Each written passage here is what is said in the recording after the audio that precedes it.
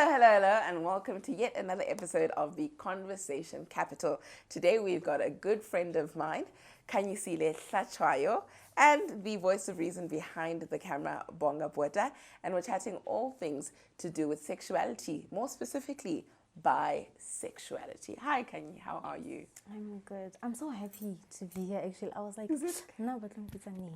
Like when am I going to? I have so many things to talk about. Like, I'm so many happy things to talk about. I mean, so happy. I'm to be so here. glad and you're I want here. to come again. We're thinking, Bona, the conversation's dingata. This is the there's so much to Conversation talk about, Capital. guys. Indeed. In fact, when we were narrowing down what we were I was chatting like, about, what are we going to talk we were about? like, which topic to go for? Because I was like, you there's know? so many things. Yeah, there's so many things. But to I'm talk happy to about. be. I'm good. I'm really good. happy you're happy to be here, and you, as you know, it's been like, oh, I need to get Khanyi on, and just because you're just such a great conversationalist and you're so open and vulnerable about your story and your different journeys that you've taken, and so in this instance, we're inviting you on as a Black South African bisexual woman, that we have in studio, and just your experiences around that. And so, just diving straight into it, let's start off with the beginning of your story. When do you realize that you're actually also attracted to women? When do you realize, because I went to primary school with you, and you are really heterosexual, and at which point is it like, oh, okay, actually, I think I like women as well. And then how do you come out to your family? The typical questions that everybody... Basics. The basics, that might be basic to some people, but somebody who's still discovering their sexuality, I always think that's something interesting to try to figure out, like, okay, when did other people experience this duality?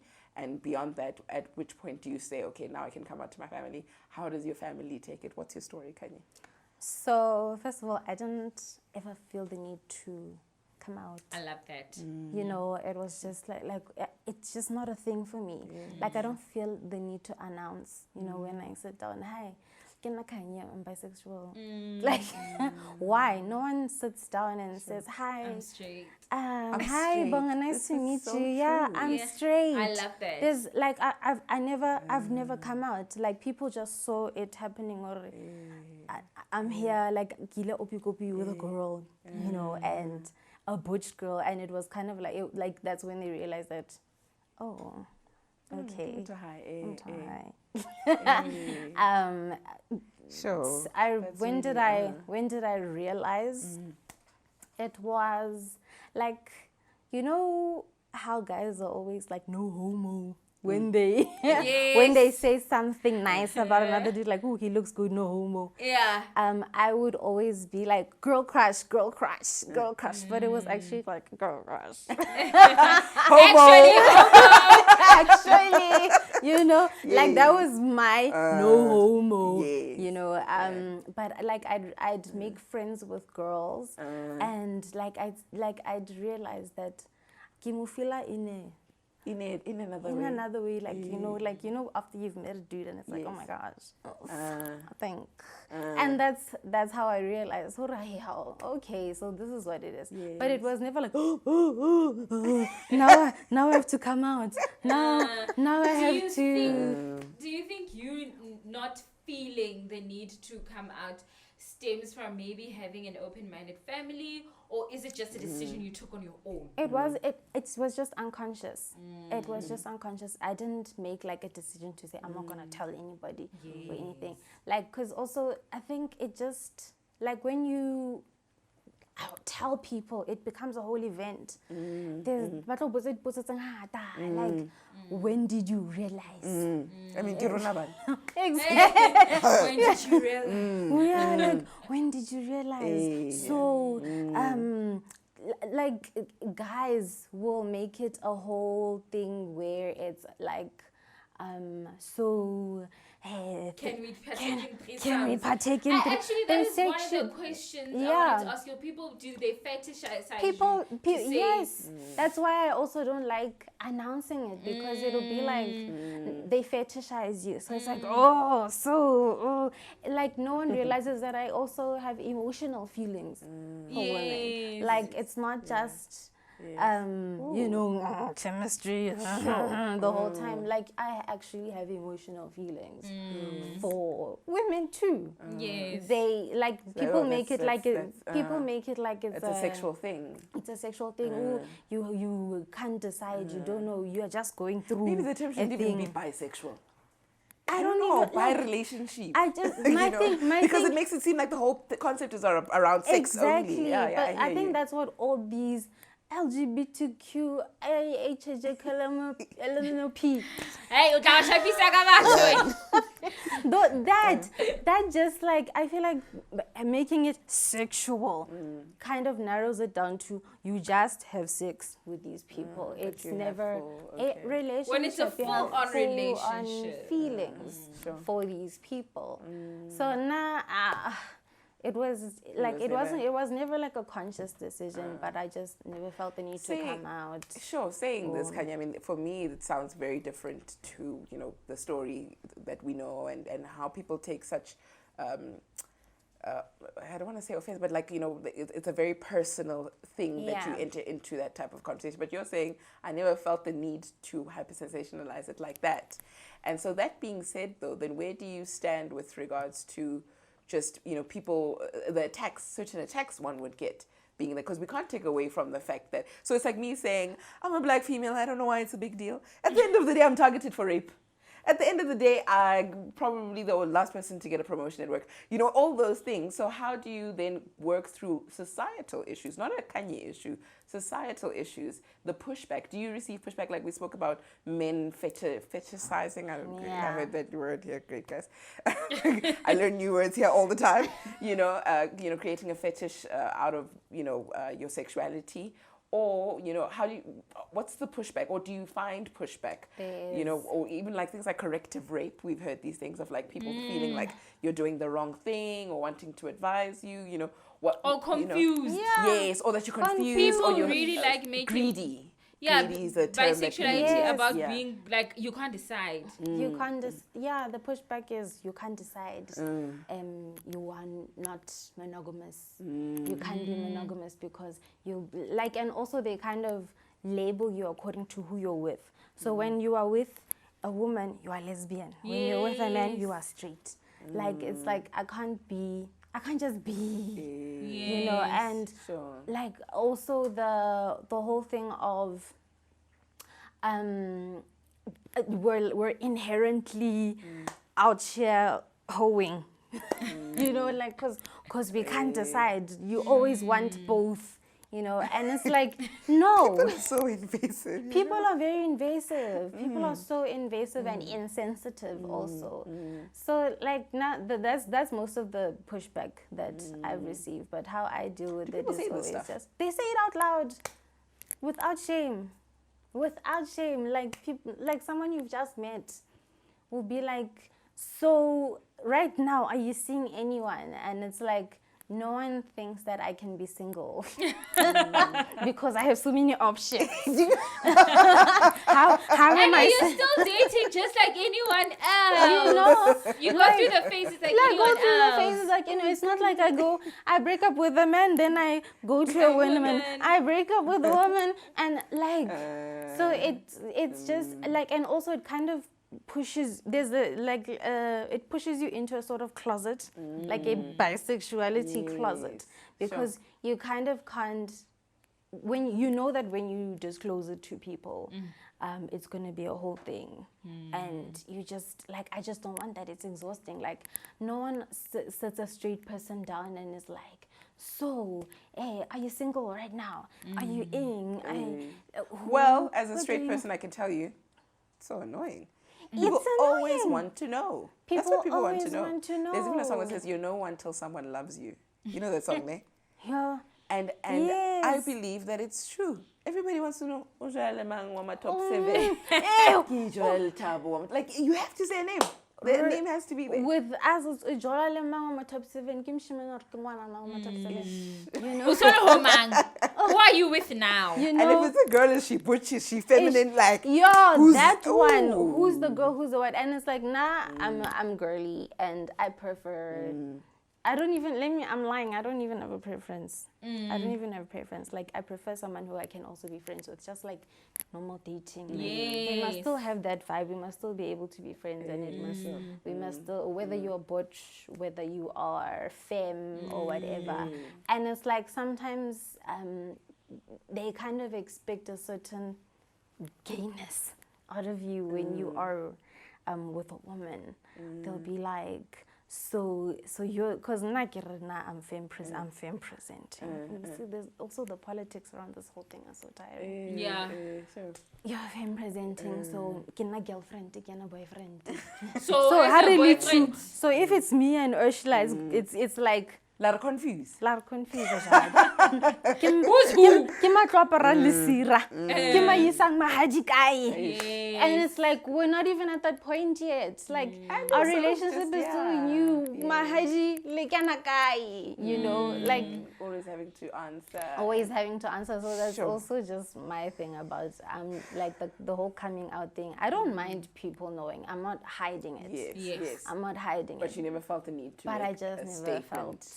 Press conference saying how Can we sit down so I can tell you who and I like? what I plan to do when the time for Mahadi comes? No, I don't know. Actually, I can say, but I'm not there yet. I'll get there when I get there. And then when you're in relationships, nah, let's say you're with a guy, do you find that there's doubts in terms of your I want to say cheating with a girl. So how when a guy, if you're with a guy and then he sees you with a girl, is the immediate assumption that you could be cheating? And then vice versa, if you're with a girl, is the assumption when you're with a guy, oh no, I cheated? Like, you can't have just platonic friendships. The funny thing is with guys, the annoying thing is they will think it's cool to be like, that girl is so, because I'm expected to also be like, she's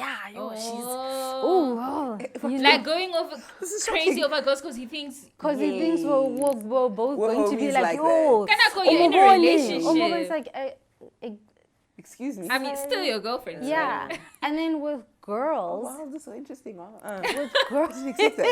with girls, there is this insecurity because it's like, I don't know, because I'm femme presenting, they always feel like there'll be this threat, I might just end up with a man. Yeah. You know, I might choose a man over, and especially with like butch girls, because I don't know, butch maybe from my experience, butch girls have this thing, they have this masculinity thing that they want to reinforce, or like I'm masculine. So now when you're with a guy, there's always a thing, why are you? Why are you laughing at his jokes? You know, things like that. So like that was the. I always thought it would be the dudes who would be like, why? No, dudes be like, when they see you with the girls, it's like, so. Do you think maybe? Yeah, like there's no, they forget that I'm still a person. I still like I'm monogamous. And I'm monogamous. Yes. I don't want to have to be always worried. Oh my gosh, he might see a girl, he might this and they forget. Like in this context, I'm your girlfriend. Yes.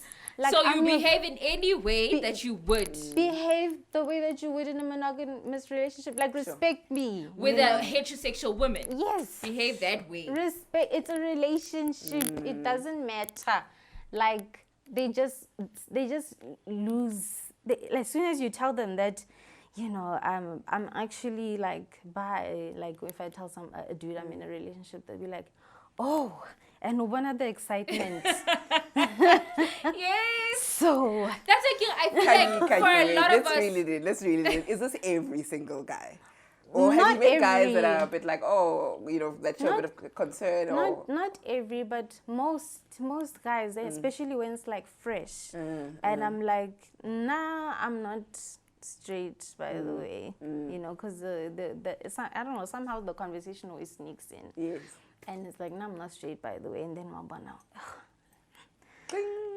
Unana, also things like, experimenting with others, threesomes. Yes, and I think that's part of why in society, that's why I think I keep coming back to this thing. It's a bit more guys fetishize it and almost fascinate about it, right? Because in the context of girls dating by men, it's totally different. A lot of girls would say, I don't think I'd go for a bi man. Yeah. Whereas whereas on the other side, because it's women, it looks a bit more sexy to women. Yes. It's a bit more acceptable. Yes. It's just for bi guys, like I feel sorry for bi guys because they treat like they don't exist. Like you don't even see them on TV. Yes. Like they're totally erased. Yes. It's like, us women, we can fluctuate between androgyny and ing. For them, it's a bit more difficult because it's like they can't. They can't. They are harshly judged. They're harshly if judged. They would, it's for example, I'm a man that presents as being feminine, or sometimes I'm a man. Like I genuinely believe there are men who are not gay but enjoy sex with other men. There are men who are not gay, but they just enjoy sex with other men. I don't know how it's explained. Yes. Because they're bi. Exactly. So men don't get the freedom to say, I'm going to be into girls' market, I'm going to wear a skirt. Exactly. I'm going to wear what? Remember the conversation I was telling you about? There was this show I was watching. And this guy was talking about how right now he's in a relationship with a woman who's accepted him, and she's even excited for him whenever she goes shopping. The name of the show, Insecure? It's not Insecure. It's Random Acts of Flyness. Okay. So he talks about how right now he's in a relationship with a woman who embraces his bisexuality, and when she goes shopping, she'd be like, oh my gosh, this dress for bae. I want to get this for my man. Like, I think he would look great. But he's like, before that, he struggled a lot with girls because most of the time they would meet him in a mask-presenting way, like on a train or whatever, and he'd be like, oh, that girl's cute, and he'll go hit on her, and like, and he's those, Bram kids. Yes. Those people that dress ultra woke. Yes. And so when he approaches a girl and he's mask presenting, they're always like chill, like, oh, this guy. And then we go out on a date and I'm wearing a dress and now it's awkward. And then they question, it's like, so are you like gay or and he's like, does it matter? I'm showing that I'm interested in you. We are here because I like you. Does it matter that I'm still gonna pay the what bill. It is? I'm still gonna pay the bill, and they'll be like, they get awkward, and it's like, why can't I wear a skirt? Whereas when you've got a septum piercing, you've got this, you've got that. Why can't I dress the way that I want to dress? Sure. And you not question my sexuality? No, guys, but quick head count. There's 3 of us here with 3 women. And so I recently also saw an episode of Grownish where the girl is dating a guy, and she doesn't mind that he's bisexual, but when he starts cross-dressing, that's when she's like, oh, it's a bit much for me, And the episode was very interesting because it got me thinking, what would I do if I was in that position? So quick head count. Would you date a guy that wears a dress? Me? Yes. No. Nope. Linda, no. You see, and this is where I judge myself. This is where I judge myself for being problematic. I would not. Because even with a bi man, I don't know if I would. I can. You see, this is the sad thing, Jorge. I don't think I'd mind a bi girl, but I'm not sure about a bi man. Like, this is where difficult. Even me, listen, to you that's listening, I know you're judging me. I'm also judging myself for how I think. That is problematic. It's problematic. It is. I'm okay with a bi woman. Like, maybe I could, try out something. Yeah. But I'm not sure with a bi man. And it's just like... Yeah. Sure. Like, even when you asked that question, I was like, ooh. I'm feeling dragged. But, like... It's this thing of we expect men to be men. Exactly. We expect men to be masculine. And I think part of why we have these reservations about bi men has to do with the fact that the person has had sex with another man. You know, which also comes back, are we homophobes deep down? Deep You down, know? yeah. Because why do you have a problem with who someone has had sex with? Like, why is it an issue with you? Because I'm thinking about this and I'm thinking, when Khanyisile is in a relationship with a lady, she's committed. It's that relation. Nothing else matters at that time, because obviously in a monogamous relationship, no one else matters. But our heads will go. Like I asked you the other question, the fact that your partner will feel insecure when you're around guys. Why? Yeah, like. So but we have these warped thinking and issues. Yeah, there's a lot of unlearning we need to do. There's a lot of letting go we need to do. It's kind of like get out of your head about Bupilo Bamtomo. Like, he likes to wear dresses. Why does that bother me? I just reflected to the first time the concept came up in my head about it. I remember I was in high school and I went to a boarding school. And I was very close with our dean, and she'd like call me in and we'd have like very personal chats just about life and things in general. And then she explained how she'd got her first divorce. Her first divorce was back in the 80s when she learned that, because she married her high school sweetheart, and her high school sweetheart had a best friend. And it turned out, because she was always like, man, something's up. And, you know, she was like, I never found traces of texts with girls or anything. The only other person he hung out with was his other guy best friend. And so it was very difficult because she knew that there was a disconnect in their relationship. And so she said she hired a private investigator eventually. And the private investigator said that I cannot tell you, you know, the experience. And she says back then, obviously, and even in high school, I mean, guys, this thing is becoming more comfortable now. Even in high school, it was still a big deal. That's right, yeah. You know, so you can imagine this, she's talking about in the 80s. And so the private investigator then says to her, come with me, I need you to see this. So she says, we go to this B&B, we're parked outside. Cheetah style. And I see, like he said, I'm going to meet with Jack, whoever the guy's name was, at 2 o'clock. So she's like, I still haven't seen a problem. And they go in, and then an hour later they come out, and she's like, I'm still not seeing the problem. Like, what's going on? Eventually, she says the private investigator has to say to her, this, you know, after some time, you know, I don't know how to break it to you. And she says she breaks down when she understands what this man is. She says, but it took a while for the private investigators to be like, hey, they're in a relationship, lady. You know, and she says, and these are two men that have kids and families. We're all family friends. Hey. We meet over the weekend after church. You know, like we are all together in this. And then I remember her words were to me, never get caught up in that, Ursula, because, and she says, what I learned in that process, because she tried to still work on her marriage after that, she says, we got a divorce because you can never compete with a man. And if it was a woman that he had cheated with, I could maybe try to adjust. You know, now looking back, I think that was very faulty advice, because it was. The guy's a cheater, he's a cheater.